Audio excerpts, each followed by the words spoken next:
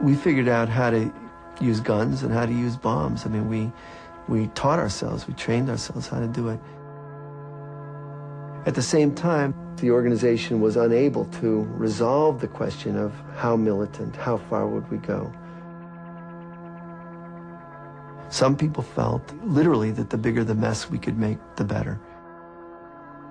That is, that whatever it cost, whatever, destructive kinds of activity we could do against the U.S. government, the better.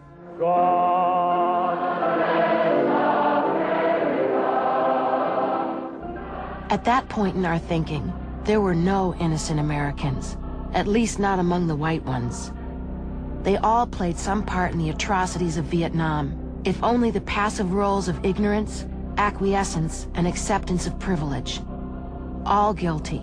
All Americans were legitimate targets for attack. We wanted this country to taste a tiny bit of what it had been dishing out. Just like the passive Americans we derided, I acquiesced to this terrible, demented logic. Not only was I willing to take the risks and suffer the consequences, but more importantly, I was overwhelmed by hate. I cherished my hate as a badge of moral superiority.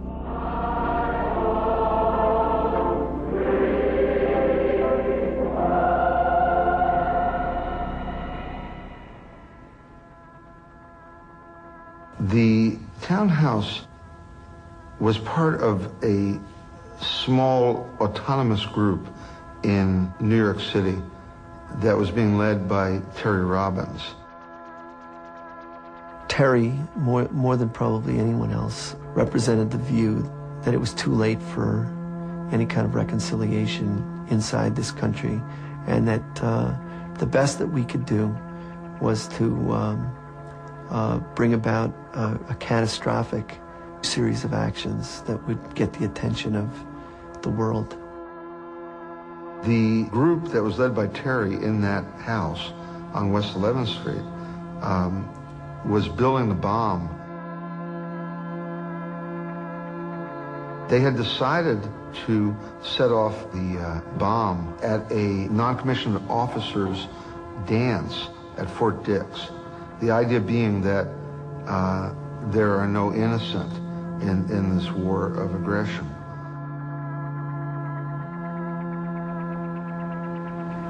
What we wanted to do here was deliver the most horrific hit that the United States government had ever suffered on its territory. We wanted to light it up. Our slogan was "Bring the war home." And we really wanted to give the United States and the rest of the world a sense that this country was going to be completely unlivable if the United States continued in Vietnam. And that was the goal of this group. I think what has to be stared at is that they brought themselves, they were not brought, they brought themselves to that point. To the point at which they were ready to be mass murderers.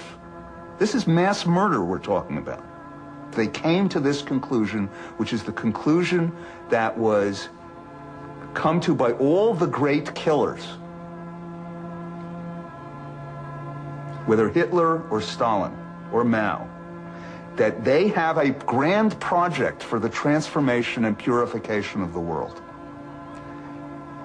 And in the face of that project, ordinary life is dispensable. They joined that tradition.